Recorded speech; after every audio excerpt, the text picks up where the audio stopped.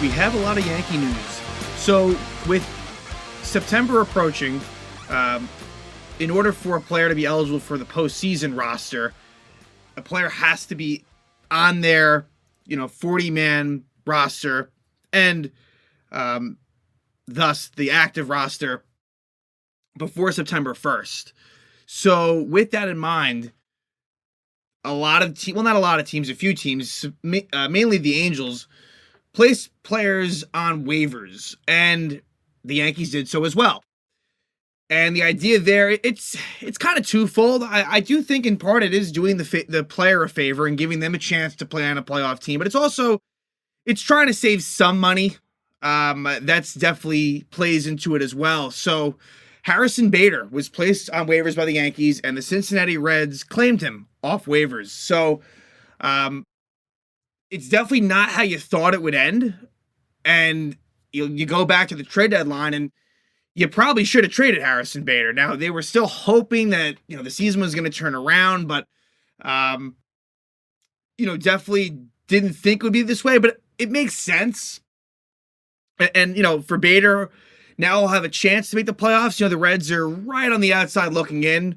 Their division hopes have kind of faded a little bit, but they're right in the wild card race. And Harrison Bader is very familiar with the NL Central, having been with the St. Louis Cardinals for a while. And, sad to see Bader go. Like, definitely likable guy, grew up a Yankee fan, local kid. And, you'll never forget what he did in the 2022 playoffs. Sure, the Yankees ended up getting swept in the CS by the Astros, but Harrison Bader was just unbelievable. It's funny, you look at his regular season stats with the Yankees, whether it be last year in only 14 games or this year in 84, really not that good. But just a likable guy. Whether it be just personality and, a very good defensive center fielder, certainly could steal bases and was a clutch player. Like he was one of those guys that you didn't mind up there. But all that being said, Bader is now 29 years old, going to be a free agent at the end of the season. Could the Yankees and Bader reunite? Possibly. I would say no.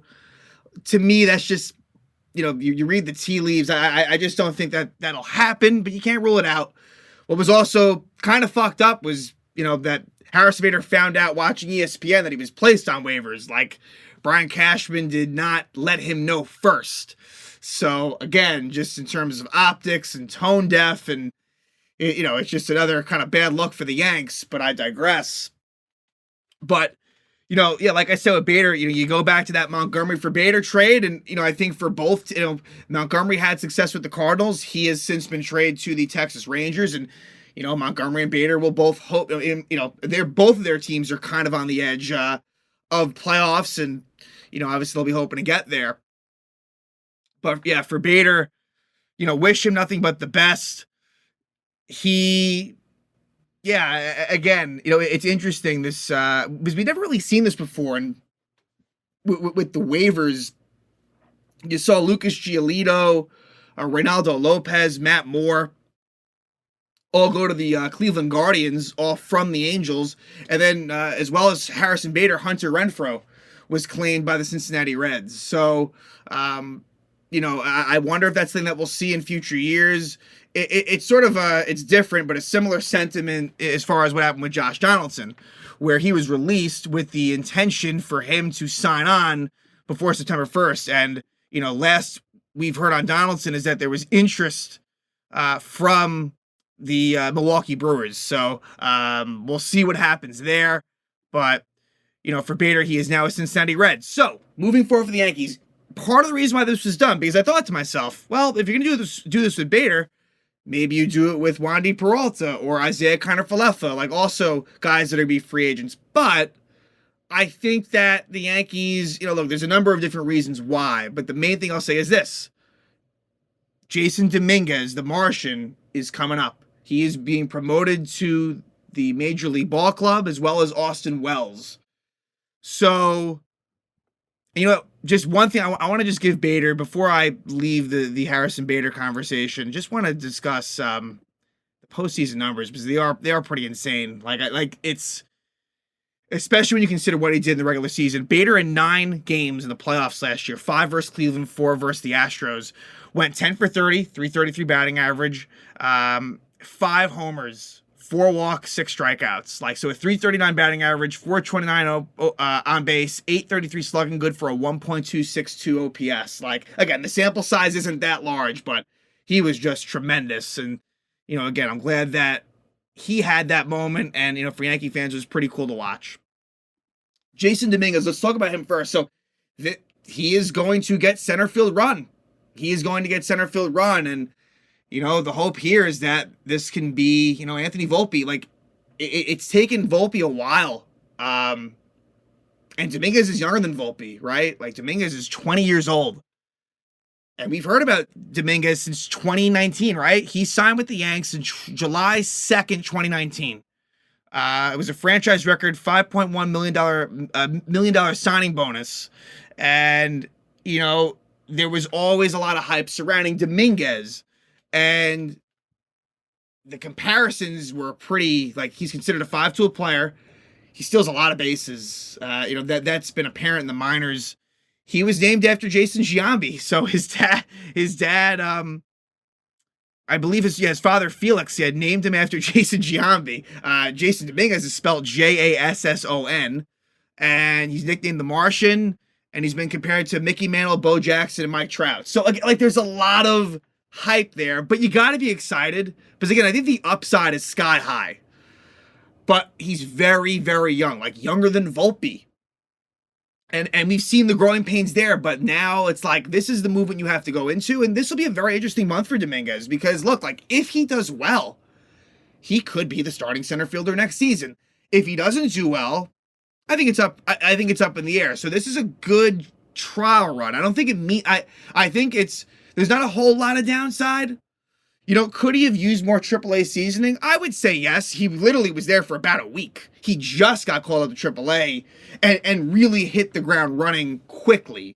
And so that was a good little sign there. But for Domínguez, has always been seen as one of the top prospects in baseball. Not like at the very top. Like, for example, like Volpe, he really, like, hit like top 5, top 10 levels by the end of but by like the end of last season, heading into the season, you look at lists. Whereas Domínguez, it's kind of ranged over time. Like, he's always been thought of highly, but, the highest that I ever really saw among baseball was like maybe in the 30s. I'm sure in some lists it maybe went in the 20s, but he's really been a top Yankee prospect for the last, 4 or so years. And, look, you remember Gary Sanchez, like, he was, he was signed by the Yankees, like, I think at the age of 16. And I think that was kind of the same thing with Domínguez, where he was around 16 years old. And with Gary, like, that took some time, and with catchers, it takes a little bit longer. So when Gary was really that 2016 season, he was already older than Domínguez is now, by a few years at least. So again, like, I think expectations need to be kept in check, but I'm excited about this one. You know what I'm saying? Whereas, like, Pereira gets called up, and, Peraza we've seen, and like Domínguez is where I think the excitement will really be. And look, I think in part this is a bit of a money grab in terms of, I think fans are fed up. And so, any concern about fans showing up to the stadium, now you bring Domínguez into the fold, that's going to help. So, we'll talk about this year quickly. Spring training was amazing. Like, that really opened my eyes. Like, he was really good in spring training. And, there was never really a thought that he'd make the team. And for me, as good as the spring training was, I didn't think that he would be called up this season. Now, I think that things worked in his favor as far as the Yankees falling out of playoff contention. But to me, even if they didn't fall out of playoff contention, Domínguez really picked it up. Now, he was bad. The first couple months in Double-A, Somerset, really awful. But ever since, I'd say, July and then really August, really, really turned it on in Double-A. Like, was probably one of the best hitters in the Eastern League altogether as a 20-year-old. So he's still, like, one of the youngest guys there. And then, like I said, he gets called to AAA, like, honestly, a little more than a week ago, and was very good. I think he's one of those guys that he can perform at the highest level, like that he has the tools to do it. So while seeing him in AAA would have been important, I think it's different for him. Again, like spring training, I know that not all those pitchers were good, but It was really impressive, and it just shows you what he's capable of. So I'm very excited to see Jasson Domínguez. Austin Wells. Now, Austin Wells, I think there should be excitement there too. Now, it's a different situation with Austin Wells. He's already 24. So, Volpe's younger than Austin Wells, Pereira, Peraza, he's probably, as far as, let me see, Waldo Cabrera is probably around the same age and maybe even younger than Austin Wells.